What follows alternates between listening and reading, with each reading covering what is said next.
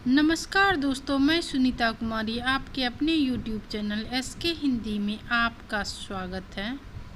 आज हम जानेंगे मुंशी प्रेमचंद्र द्वारा रचित उपन्यास गोदान।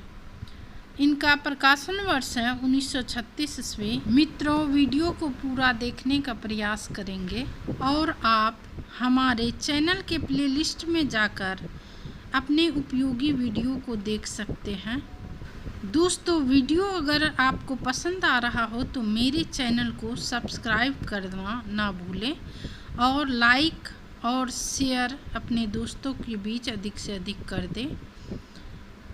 आप कमेंट कर मुझे सुझाव भी दे सकते हैं।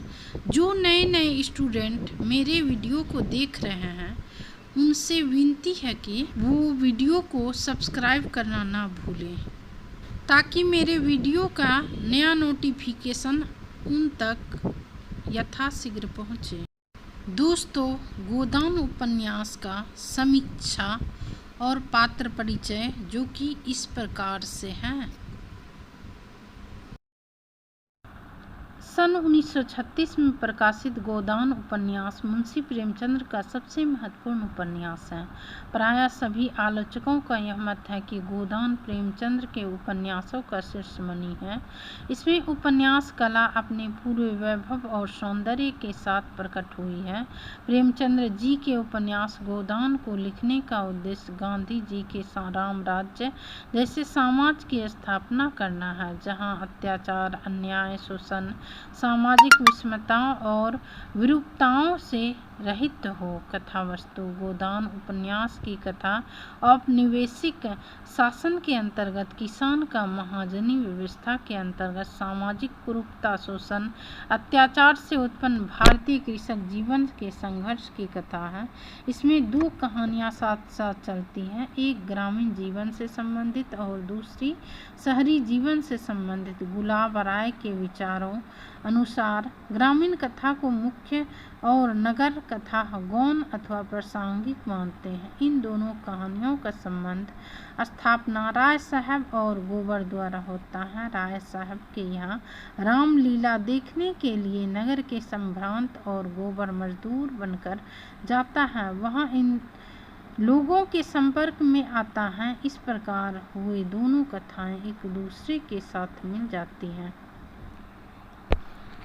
गोदान उपन्यास प्रधानतः ग्रामीण जीवन का उपन्यास माना जाता है, फिर भी इसमें नगर कथा को जोड़ने का क्या कारण था, यह प्रश्न आलोचकों ने उठाया है और इसके उत्तर अलग अलग दिए हैं। इनमें से अधिकांश की यह धारणा रही है कि नागरिक कथा उपन्यास की कथा वस्तु के संगठन को शिथिल बना देती है।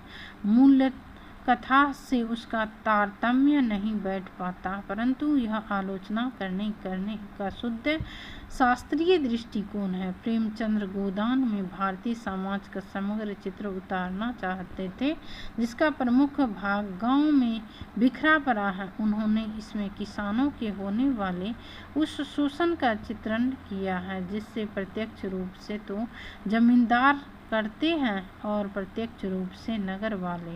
राय साहब खन्ना की मिल के शेयर खरीदते हैं और शहरी मित्रों को दावत देते हैं, अधिकारियों को डालियां पहुंचाते हैं। आखिर यह सब कहां से आता है और कहां चला जाता है? स्पष्ट है कि किसानों से आता है और विलास आदि उपकरणों एवं अधिक धन कमाने की लालसा से खींचकर नगर चला जाता है। इस तरह प्रेमचंद्र अगर नगरी कथा अर्थात नगरी कथा को न लाते तो शोषण के चक्र का यह चित्र अधूरा ही रह जाता।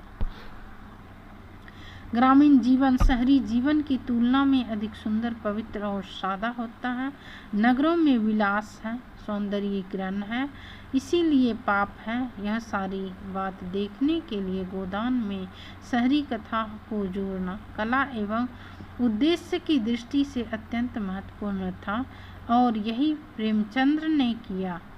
दोस्तों, इस उपन्यास को आप लोग पूरी तरह से पढ़ें और बहुत ही अच्छा लगेगा आप लोगों को, क्योंकि इसमें दिखाया गया है क्या कि शहरी जीवन कैसा होता है और गांव का जीवन कैसा होता है। दोनों में अंतर दिखाया गया है इस उपन्यास में। दोस्तों, पात्रों के बारे में हम लोग जान लेते हैं।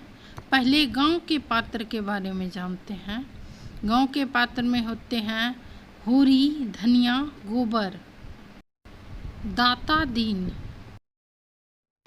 आइए हम लोग पात्रों के बारे में डिटेल से जान लेते हैं।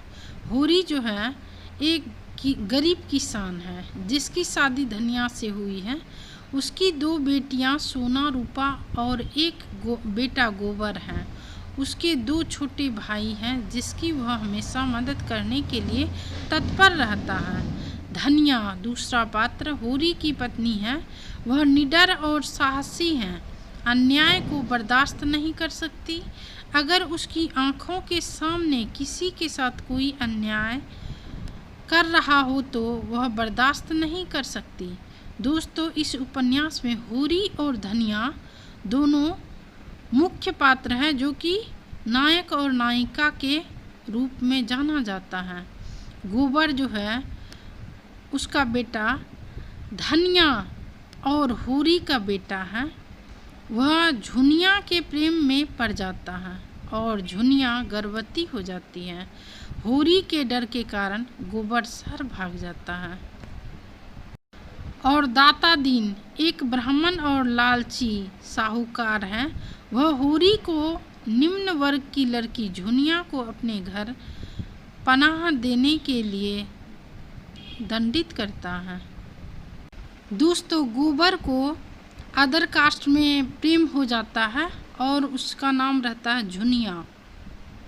इस उपन्यास में इसके बारे में भी बहुत विवाद हुआ है। और दोस्तों, हम लोग शहरी पात्रों के बारे में जान लेते हैं। शहरी पात्र में आता है मालती देवी, मेहता, खन्ना। मालती देवी के बारे में हम लोग डिटेल से जान लेते हैं। मालती खूबसूरत, चालाक और बुद्धिमान डॉक्टर है। उसने अपनी शिक्षा यूरोप से की है। वह लोगों के आकर्षण का केंद्र है, खासकर नौजवानों के बीच। मालती को मेहता की सादगी के कारण मेहता से प्यार हो जाता है। मेहता जो कि कॉलेज के दर्शन शास्त्र के प्रोफेसर हैं, वह अपने धन को गरीबों की सेवा में खर्च कर देते हैं। उन्हें मालती से प्रेम हो जाता है। खन्ना एक चीनी कारखाने का मालिक है। गोविंदी उसकी पत्नी है। 3 बच्चों के पिता होने के बावजूद भी उसका मालती से चक्कर है। खन्ना अपनी पत्नी गोविंदी का सबके सामने अपमान करते रहते हैं। मित्रों, गोदान उपन्यास का पात्र परिचय और समीक्षा अब यही समाप्त होता है। दोस्तों, चैनल को सब्सक्राइब करना ना भूलें। मिलती हूँ नेक्स्ट वीडियो में। धन्यवाद।